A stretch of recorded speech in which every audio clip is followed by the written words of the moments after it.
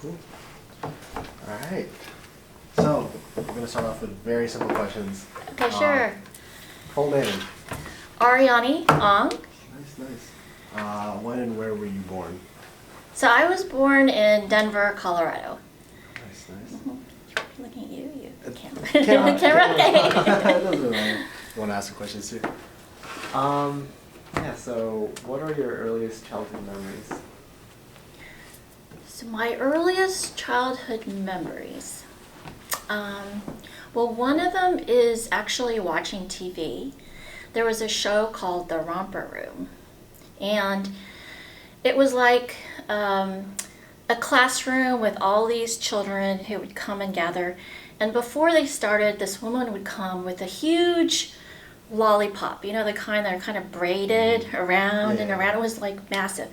That, or it was a fan, and there would be this like kind of twirling, and she would say, you know, I see John, and I see Mary, and I see, you know, Annabelle. And so I would keep waiting for her to say my name. But it didn't, yeah, exactly. It didn't happen. But I liked that show because, you know, I saw a lot of similar aged children in it. Of course. Yeah. That's nice. Our next question was, how are holidays traditionally celebrated in your family, and which holidays are the most important? So I think the most important is Christmas. We're Catholic. My parents immigrated from Indonesia, and so they grew up with Catholic priests and nuns who govern their schools. And so we celebrate Easter as well, and then New Year's, and a little bit Chinese Lunar New Year as well. And then all like the American holidays, federal holidays. Nice. If I can ask, do you know anything in the background of your family, like immigrating to the United States from Indonesia? Yes. So I have a funny story. So I went to the National Archives, and I actually tried to look up, and I don't know why, my family's immigration here. And basically they document, you know, like by boat passage, you know, tickets and things. They have these passenger rosters. Well, my parents came in 1967 on a plane from Indonesia. And so, and also they don't release information unless, you know, it's at least 100 years old. So it was sort of this sort of fanciful exercise that I was going through to try to find my family records at National Archives. But, you know, our family history didn't date back that early. Is it big family, small family, medium family? So my family, my parents who moved here, with the exception of like cousins who would come here for, you know, college or university. Actually, I have my cousins. I have 2 cousins in California, but the entire family clan is in Indonesia, and Singapore, and Malaysia, and Australia. Oh, nice. I actually have family in Singapore and Australia as well. Oh, you do? Yeah, because I'm really big family too. I think my mom was like one of 16, and my dad's like one of 6. So it's a big family, very big family. We're just like all over the place. Yeah. So. Have you been there? No, I haven't. I need to go. Oh, you have to go. I don't really travel too much. That's something I want to do. Like after I get out of college, do a lot more traveling. So. Yeah, Crazy Rich Asians. You got the preview. Yeah. Have you ever been back to Indonesia? Yes. This latest time was in November for my cousin's wedding. So, you know how Hawaii's a wedding destination? Yeah. So for my cousins, it's Bali. So they can hop to another island, but I have to travel halfway around the world. Oh man, it's not fun. Plane tickets, plane rides. Right. You said you were from Colorado, right? So I was born in Denver, Colorado, but I moved out around a lot. Okay, nice. Have you ever been back to Colorado? I have. Yeah. Has it changed from like when you were born there and going back? Has anything like the environment changed, anything like that? Especially just like, because our class is Asian public policy. Okay. So it's pretty much just tailoring to the Asian community there. Like, has anything changed? Are there more Asians? Are there less Asians? Kind of thing like that. And this doesn't have to be Colorado. This can just be like everywhere you moved around to as well. Or you can talk about Oh. She moved around too. Oh, okay, And okay. how the like the ethnicity, race, how that is in the different places you move to. Right, okay. So, I mean, I moved around so much that I don't really have a benchmark as far as Denver goes. I mean, we went back to see my parents' graduate school, family housing, and it just didn't even exist. And so at that time, in the late 60s, the other Asians that they would know would be Asian graduate students. So I remember they had a Thai friend who ended up being a minister in Thailand. I did speak once many years ago at a university in Denver, and I've observed that there's a sizable Asian American population there. So that's changed. But some of my earliest memories growing up was in Riverside, California. That's near LA. And in order to get like Asian food, we'd have to drive an hour to go to Los Angeles to go to the grocery store. And so I remember those little tin cans with the sweet candies in them. Oh yeah. Or the sesame candy. My mother-in-law was in Houston, and they didn't have one grocery store, so she used to grow bean sprouts underneath the kitchen sink. Oh wow. Nice. That's actually really cool. Where have you lived over the years? I know you said you moved around a lot, so could you say why exactly you moved and where you lived? Yeah, so my dad was studying at Colorado School of Mines, and he had a series of postdocs while he was waiting to get his visa, and he didn't have the knowledge about the system, and he had to retain several lawyers before he got his citizenship. So we moved around to Calgary, Alberta, or maybe it's the other way around, and also Vancouver Island. Then we moved to Riverside, California, and then New Orleans, Louisiana, Oh, wow. and then Houston, Texas. And then I lived in Japan for half a year, and then I moved to Maryland. Wow. So you've just been everywhere. That's crazy. I have family in Houston too. I love Houston. Oh, okay. Houston's great. The food there is. The ribs. The ribs, everything's Yeah. bigger there. So the portion sizes they give you, I Yeah. love food. So. Did you go to the barbecue place with a silver-plated armadillo? There's this massive silver-plated armadillo in front of the barbecue place. Are you serious? Yeah. What is it called? In Houston? I don't remember. That's gonna be famous. Cool. Yeah. What was it like moving over? It's like you've experienced a lot of different cultures moving around then, right? How is that like? Could you give a little bit? Moving around from city to city, or Yeah. like. Or how did the cultures compare from city to city? Oh, I see. Well, I remember when I was in kindergarten and I was studying in Vancouver Island. So I was enrolled in kindergarten, right? And every morning they had this sort of opening song. And I couldn't understand all the words. And it was because they were singing Fair Shotgun French. So so I would mime it until I eventually got it. But I didn't understand why I didn't know the words. And then now we all know, right? It's because people are bilingual there in English and French. I loved California. I loved the laid-back vibe. I still remember the flipped hair and the bell-bottom pants, and I remember when Elvis died. So that was fun. Louisiana, I remembered Mardi Gras. That was pretty wild. Yeah. And I liked Houston because it lent itself well to raising families. There was a lot of music and art center there, so I was involved in the Houston Youth Symphony Orchestra. And my husband was involved in the Singing Boys of Houston. Nice. And then how was Japan like? Because I know a lot of people oh, I want to go to Japan, and we kind of get these pictures of like Japan, it's very surreal. How would you describe? Oh, I love Japan.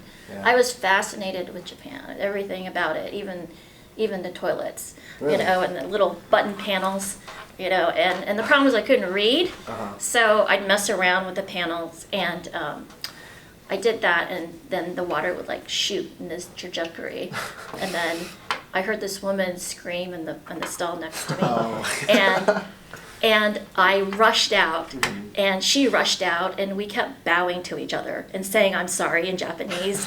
I didn't know why she was saying she was sorry, but I was very, very sorry for playing around with the panel. Do you speak any Japanese? Like, how did you bridge that, like the language difference there? So I went to college in the 90s, and at that time, Japan was a rising economic power. And I thought that I might get involved in international relations. And so I was studying, about the keiretsus, the, Japanese corporations, and then a little bit about the corporate culture. And so that's why I decided to study Japanese for a year and then go to Japan.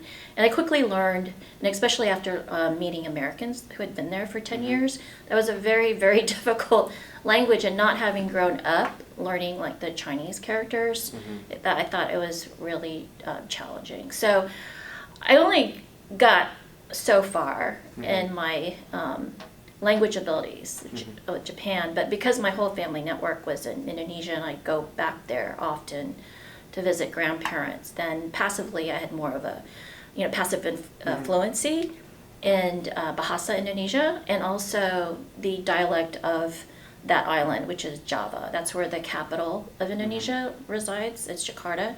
And so both my parents grew up on that island. So I knew a little bit of the dialect Javanese too. Nice. You talked about you were studying some of the corporate stuff in Japan. How is that different from Japan and here? Do you know any differences? So at that time, when you graduated from a university, you entered into a corporation and then you pretty much stayed there for life. So it's changed since, but now here, people move around every couple of years. The other thing is that the women, they might have entered the companies in their 20s, but they were expected at a certain age, to take a marriage photo and then get married off. So they weren't really structured to stay in the workforce for very long, because once they married, they're expected to have children and then stay at home. So everyone had their different roles. I was told you could look at a Japanese person on the street and you'd know if they were the salaryman or the housewife or the student. So they're very, defined roles for everyone in society. So obviously that's very different than how That's American actually, society yeah, is. that's really interesting. Because like nowadays, it's kind of like you never know what anyone does. So yeah, that's pretty cool to know. Should we have any other question? Do you think that has changed over the years in Japan? I think so. I think it's liberalized. I heard the women, there are many, many single women now, so they command their own salary. They might save money because they're living with their parents, so that affords them to travel. And I've heard a little bit of some liberalization there in terms of feminist rights. And so I'm cheering them on, but I think they still have room for improvement. Cool. Going back to changes and everything, you went to Berkeley, and you also went to George Washington University. Law school. Yeah, law school. How are those different from then and now? Have you been back? Like you said, you went to a school in Colorado to speak. How was have you been back? Is there anything different about that? So Berkeley, even when I was there, between 87 and 91, I heard people say that it had gotten more elite. I think there are some people who really relish the, the 60s movement, era. And so they were speaking about the students who were there, the socioeconomic level of the students, and then also maybe the gentrification of some of the areas like Telegraph Road, near the campus. And I've been there in the last several years, and there's been a lot of new development. on campus and around campus. Especially around campus, it seems like there's areas that have been yuppified, so to speak. So. Nice. In terms of like Asian American communities, were there any Asian American communities at Berkeley or GW Law? Any like student organizations or anything like that during that time? Yeah. So I grew up in Houston, Texas, right, Mm-hmm. all the way up until I went to college in 1987, and at that time, we were called Orientals. Asian Americans was just on the cusp of consciousness, and it didn't reach Texas until sometime later, So I went to Berkeley, and that was a culture shock. And my dance teacher was Asian American. I joined the Asian American Journalists Association. I didn't know previous to that Asian Americans could be journalists. I had no role models. So, going to San Francisco, obviously it was so much more diverse. There were Asian American student organizations, Asian American professionals in every field possible, even including politics and academia, and so it was a big change. Nice. Berkeley, Go ahead. Yeah. Okay. So Berkeley is kind of known for a lot of protests and being like really progressive nowadays. What was it like back then, and were there any like Asian American movements on campus? Yes. So there were protests and rallies. They were semi-frequent. In fact, I remember walking behind Sproul Hall, and there was like a crowd of people running toward me, and I just froze. And, there was only the wall and a series of windows. And apparently someone had propped up the window inside this administration building. And just as I thought I was going to get overwhelmed by these protesters, they turned toward the building, and they hopped into the window because somebody had the window propped open for them. So that's how they were able to do a sit-in for an administrator. So at that time, I think the students were protesting the apartheid in South Africa, and they wanted U.S. companies to divest. So I think that made up for the majority of the rallies at that time. And then what was the second part of your question? Were there any Asian American movements on campus? Yes. So I remember there was an effort to get Dr. Don Nakanishi, tenured at UCLA's Asian American Studies program. And I can't even remember why there was an issue, because if you've studied Asian American Studies, I mean, he was the pioneer, and contributed so much to the growth of this area, this academic field. But again, that was like 30 years ago. So I think that also speaks to the ongoing challenges that we have to maintain and to grow the ethnic studies programs around the country, and to remember that even an esteemed, academic like Don Nakanishi encountered these challenges. Another question is, what did you want to be when you were a kid? What did you want to be when you grew up, and what do you do now?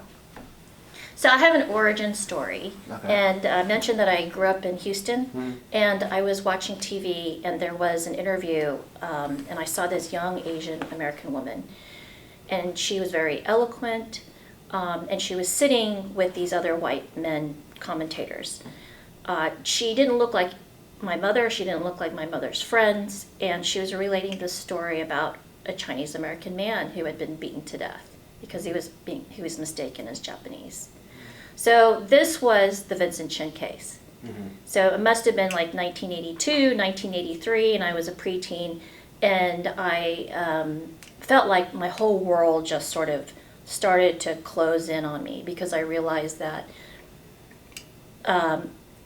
people didn't perceive me the way that I thought that people perceived me, and that there were two Americas, and one was, you know, one America as I knew it, and the other one was one without Asian Americans. And I didn't have a sizable Asian American community that I could lean on and talk about this until I actually went to college. So at that time, I probably had just started high school. The woman in that interview was Helen Zia. And so just as I thought I was going to sort of descend and despair, you know, she was like the saving grace, and she was like the path forward. And it was at that crystallized moment that I knew that I wanted to be an advocate on behalf of the Asian American community, which is what I did when I, you know, went to college and then went to law school and then became a civil rights lawyer. I guess just one question. It might be different. What I had here, your advocacy was started or sparked by a hate crime. Was the Vincent Chen that hate crime that sparked your interest? Nice. Okay. Right. And it's kind of cool because we're actually going to speak about that in my next class, in my other Asian American Studies class. I think this week actually. So that's pretty cool. Yeah, I mean, it had such a broad impact on so many people, and that was sort of the seed, right, for the modern Asian American civil rights movement after the, you know, 60s. And so there are these institutions that were set up, like the Asian Pacific American Legal Center in Los Angeles and others, and set up community-based organizations, and eventually it evolved in the 1990s to organizations trying to set up a national policy presence in Washington, D.C. So I was part of that first wave, and I could see, you know, different organizations set up one-person staffs, right? And so now we have, you know, a coalition in CAPA, National Council on Asian Pacific American, that has 35 member organizations. What other issues or like racial issues did you see when you were growing up? Oh, when I was growing up.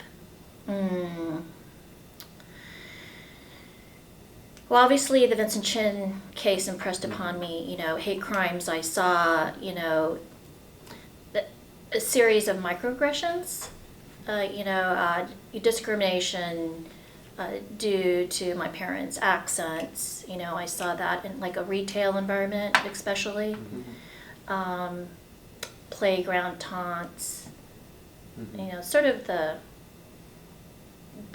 stories that you hear from other people as well, right? Do you think these microaggressions have gotten any better over the past years?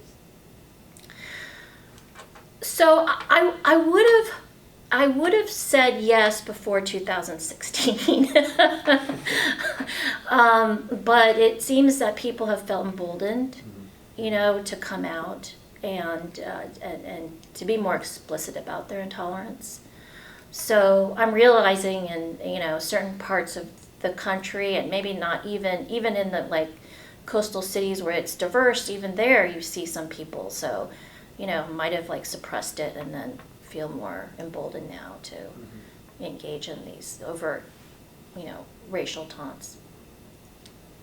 Have you experienced any of this personally? Any of these, you know, instances of like racism, anything early childhood to now? Have you experienced anything like that?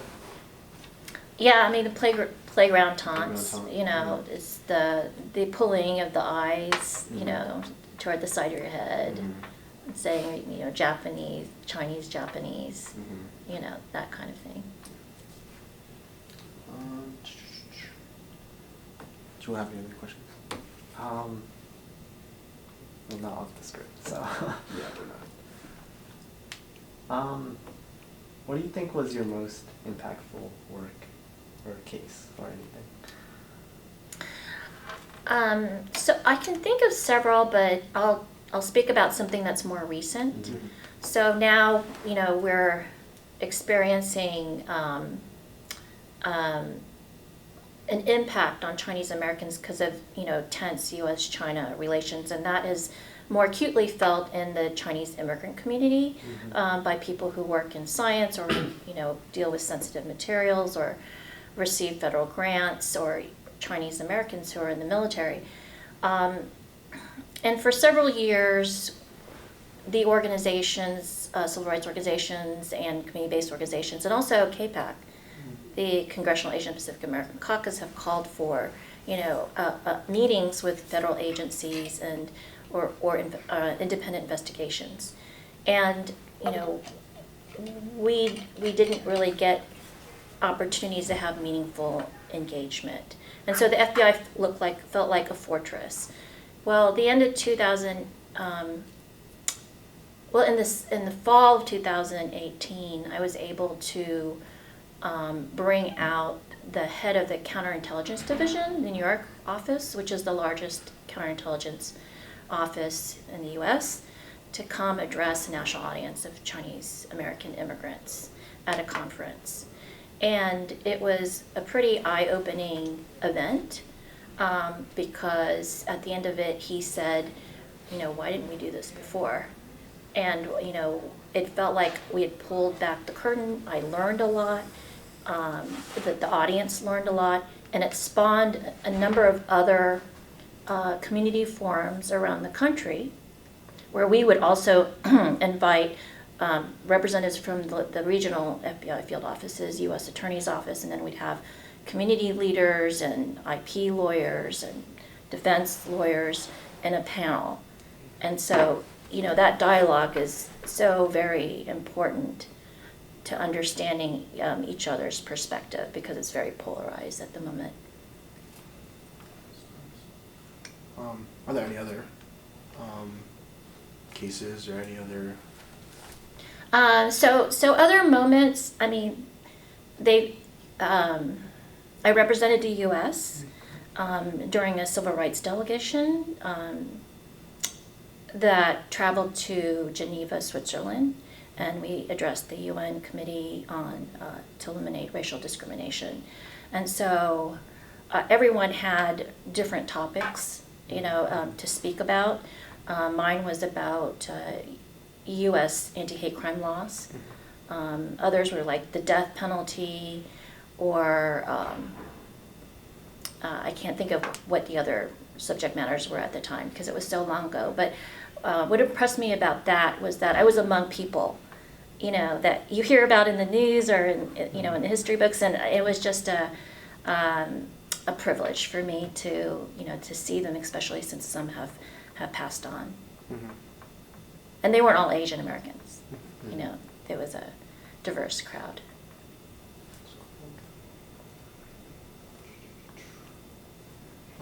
You have your own blog.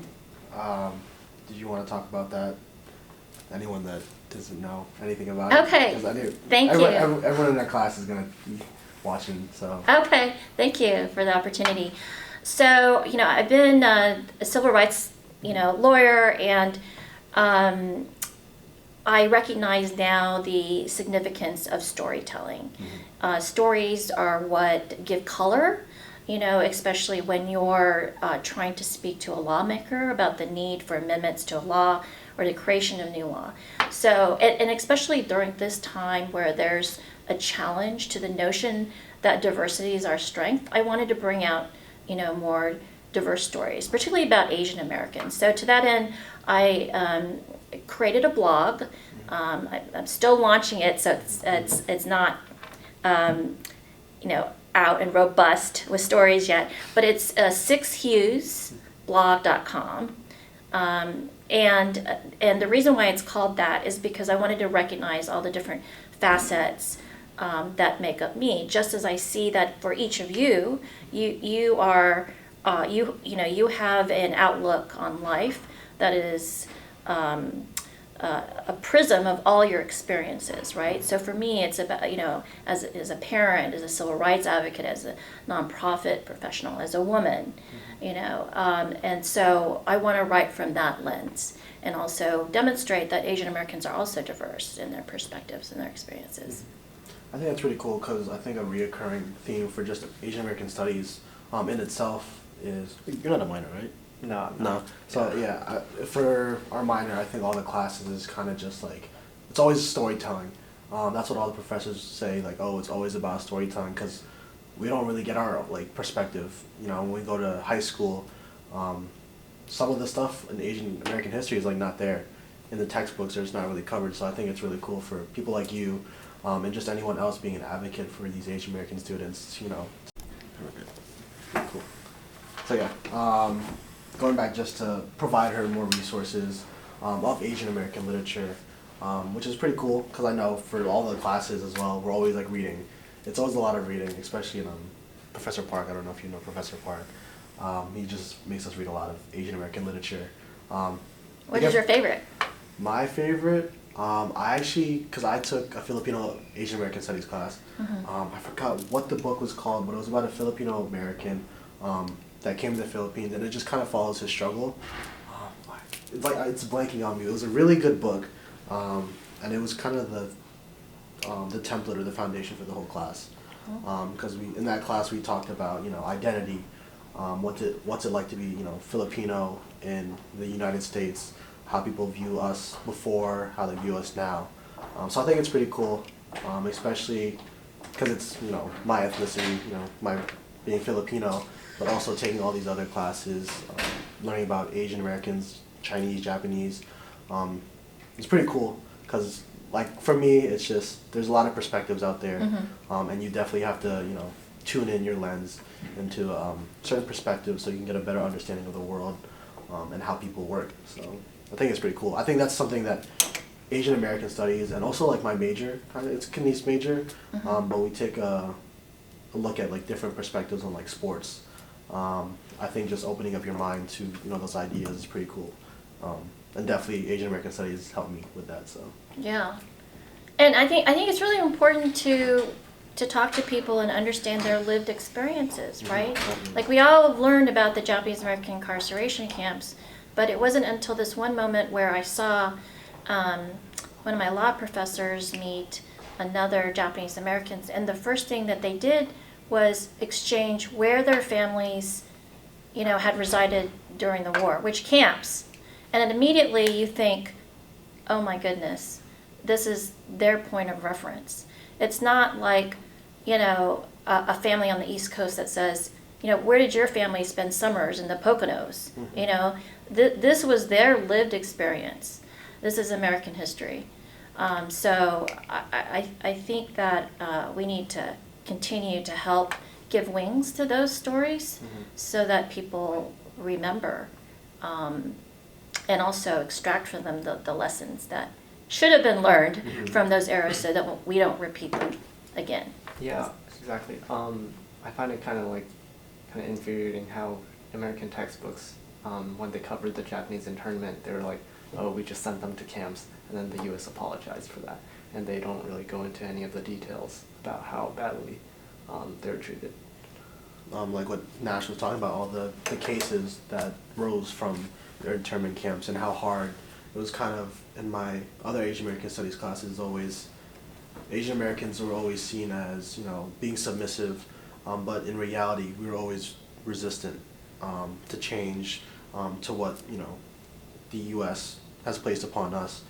We've always resisted, you know, like all these movements, showcasing, you know, our history and all that. So I think it's pretty cool as well. So Yeah, there were 10,000 lawsuits against the 1882 Chinese Exclusion Act. I mean, and there's only 100,000, you know, Chinese Americans at that time. So that's like 1 in 10. You know, so recently there's a Chinese immigrant said, you all are too passive. You didn't, you know, move the needle enough on Asian American rights before we got here in the 90s. And I was thinking, no, there's a long history, you know, since the 1800s. for sure. And I think another important thing is, you know, organizations too, doing their part. During TASA, I'm an FCA. I think school organizations, school clubs are also like a great gateway, you know, to influence others for change and also educate people on like your own culture. So I think that's pretty cool too. There's just a lot of ways that, you know, Asian American studies or just Asian American history altogether can be portrayed in like today's society. The outlet's there. It's just people, you know, need to look into it in a sense. So. Is TASA Taiwanese American Yes, students? Taiwanese, Yeah. I hung out with the Taiwanese American students in Houston. So TYA. I was honorary. Oh, nice. Yeah, I mean that's the thing too. I'm sure in TASA, there are a lot of people that aren't Right. Taiwanese. I know in a lot of the orgs, like, there are just a lot of generally Asian people there. Mhm. Like, you don't have to be Taiwanese to be Mhm. in TASA. You don't have to be. They like, kind of just like mix and mingle. It's kind of like, oh, we're different people, but we share like the same values in a sense, like Oh, that sense good. of community. That's why I like the Asian American organizations here, just because we're all pretty close to each other. TASA, KSA, VSA, FCA, and there's definitely different outlets too. And there's also AAPI. Yeah, that's what just it's like called, the right? general. That's the general umbrella Asian. that everyone falls Yeah. under. So. Okay. Mhm. And I believe each org has their own ASU rep, right? Yeah. So Yeah. that's pretty much, someone that relays like the information from your certain club, to the bigger organizations, and this word gets around. People show up to different different events, general body meetings. Okay. So yeah, a lot of support on this campus between the Asian American, Asian American population. So I would love to stay connected to all those organizations Mhm. and, exchange information Mhm. because there's some real world issues that, we could use student support to spread the word and to become involved themselves. For sure. I know, I don't know if TASA is, but FCA, we're pretty much under, District 6, and District 6 is under the Filipino Intercollegiate Networking Dialogue, and that kind of spans from Maine all the way down to Florida. And it's a nonprofit organization, so we do a lot of work too. We hold conferences, dialogues. I think our last dialogue was in the fall, and we kind of talked about communities. The theme was barangay, and that means like community in Tagalog or Filipino. So I think that was pretty eye-opening as well. Because myself, I was a moderator there, and it kind of I knew my part, but learning from other people's stories, from like where they came from, how they grew up, how they came to be, I thought that was just pretty cool too. Though we have, though we're all Filipinos, or most of us are Filipinos, our lives are different in a sense. So that's the Right. important detail that you need to know. Right, So, right. Yeah, I'd love to connect with Filipino American parents Mhm. in Montgomery County too, because Mhm. I'm part of an Asian American advisory group to the school district. Oh. And so we want to make sure it's Pan-Asian American in nature. Mhm. And I know there's a lot of good amount of Filipinos in Rockville. Oh, good. Yeah. 'cause, Okay. Yeah. You gotta introduce me. There's a lot of us. There's a lot of us there. But yeah, I don't know if TASA falls under, if you guys are under like a Yeah, bigger we're organization. under a it's called ETASA, just the Intercollegiate TASA. Yeah, we actually hosted a conference at UMD like a month ago. So. Wow, intercollegiate. Yeah, so it's all the same too, because VSA has their own little Yeah. thing too. I'm sure KSA. So it's literally it's there, like the organization's there, and it's great that we're heading towards the college population, because this is kind of the time where your mind pretty much opens up, because I know for my personal life, I wasn't really in touch with my Filipino side when I was a kid, high school. It's not until I got to college, where it's kind of like, wow, like there's so many Filipinos here.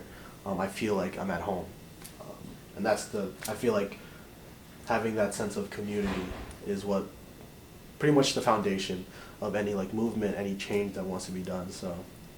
Right. You didn't realize that you were subjugating your identity Mhm. until you Mhm. came to college. That was my experience too. Yeah, and I think it's a huge thing too. Just any like Asian American family, it's kind of like there's always someone in the family that tries to tailor themselves to the American ideals.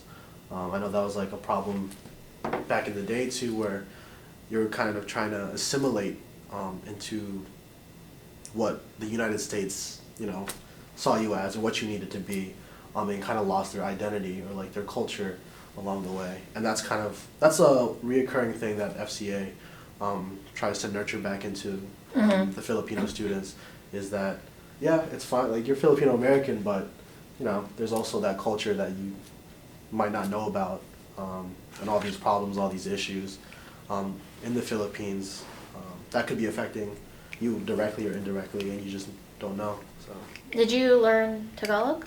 I know. So I was born there.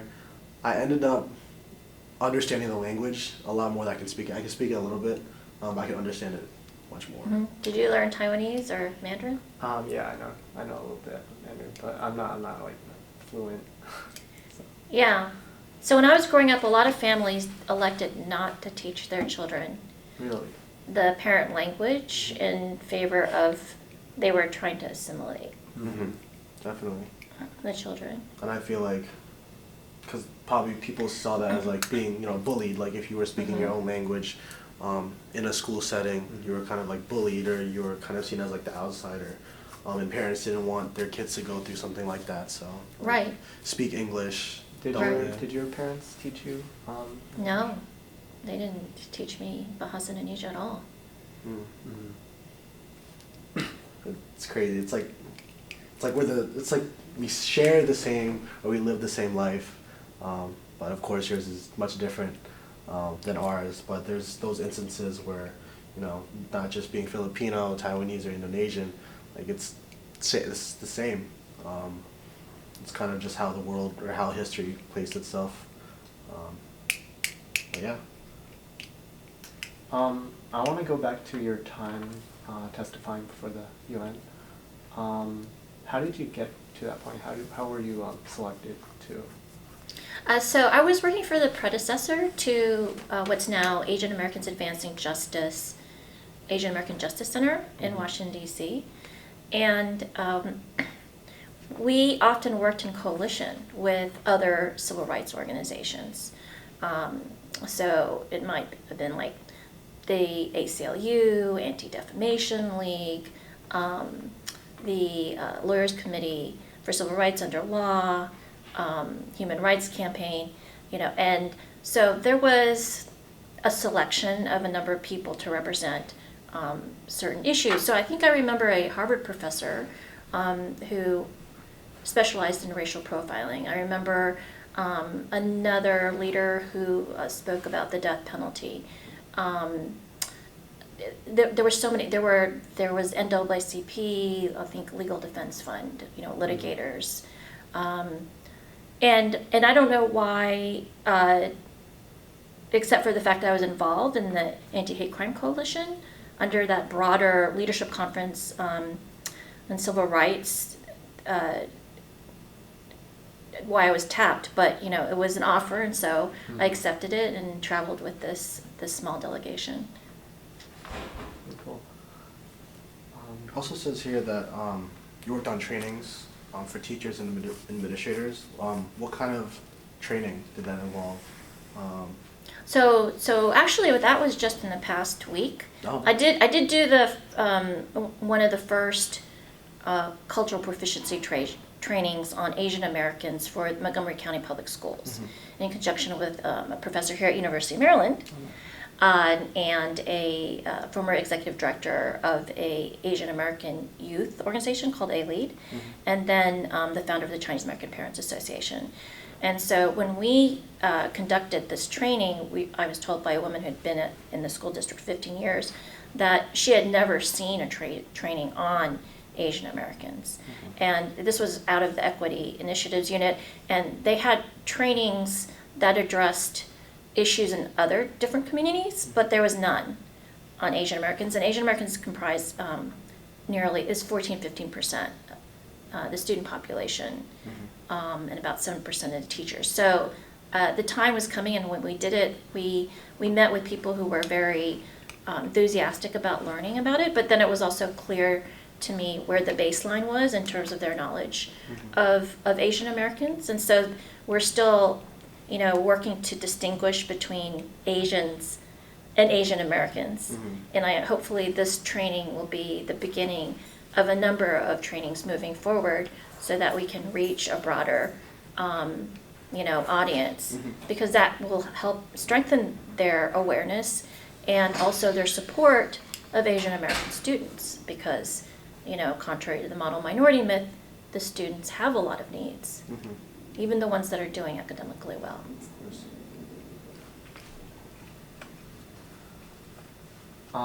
Why did you choose to settle in Maryland? So I loved Washington, D.C. I came here actually with my husband in high school. We were in an orchestra festival, and I just loved that it felt like it was brimming with, political activity. And ironically, it was him who got a job offer, with a federal government agency, but he was in science, so I never thought it would happen. Mm-hmm. And so I had already taken time off to work, and I decided to then enroll at George Washington Law School.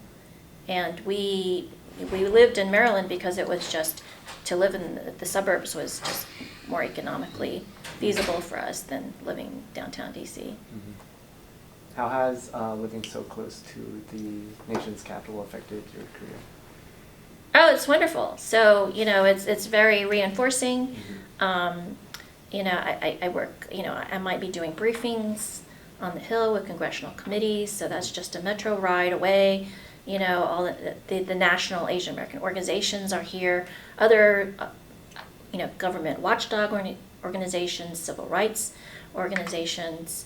On the day of the last day of the impeachment trial, I was there with 235 lawyers from all over the country. And so we descended there and we walked in a single file and from in front of the Capitol to the Supreme Court and filed, quote unquote, creating a big stack of paper, to, object to the exclusion of witnesses. Mm-hmm. And the backdrop was just, it was just so, arresting the Supreme Court. So I think we're very fortunate to be here where, we can participate in protecting our democracy. Do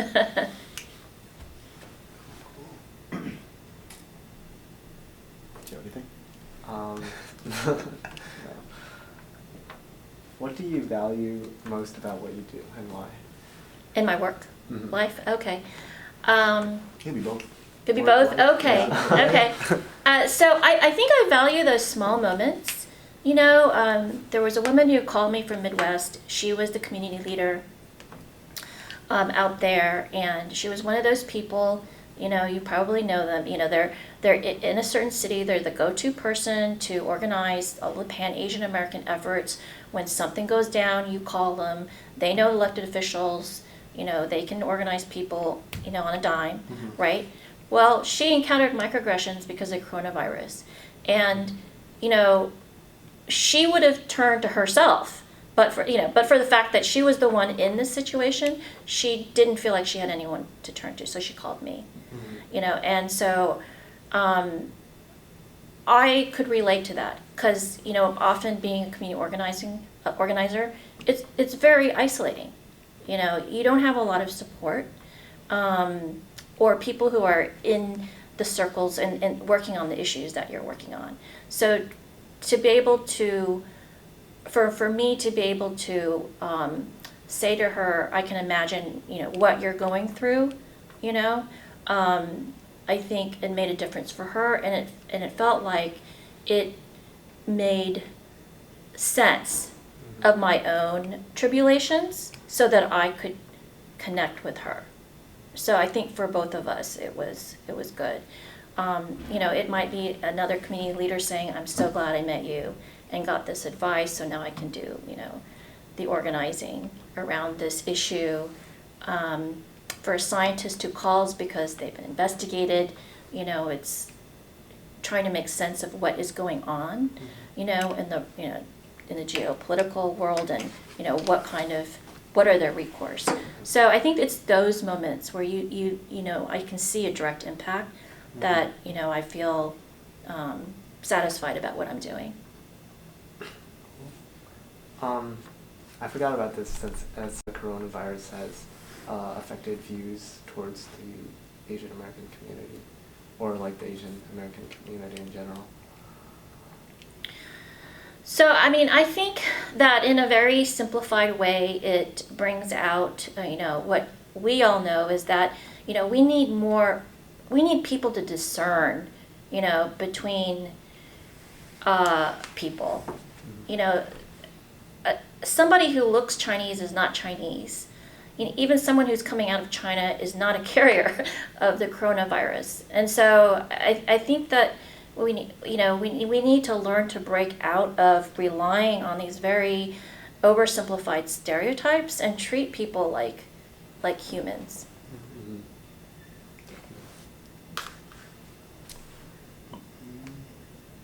Do you have any other questions?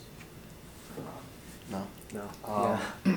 We can end this off with just one more I guess a question. To the camera, or just, this is going to Professor Nash and everyone else, and whoever watches it at the University of Maryland. What would be your best advice, to the Asian American community, all the Asian American students here on campus? What would your advice be to them? Any motivational words, anything like that? Oh, that's tough. It's a good question, though. Yeah, it is. It's a very, very good question. Let me think about this. Yeah, you can take your time. Yeah, you take your time. We'll edit it out. Okay, good. Yeah, let me think about this. Trust me, I wouldn't know what to say either. I'd have to definitely think about it for a long time just to see what I want to say.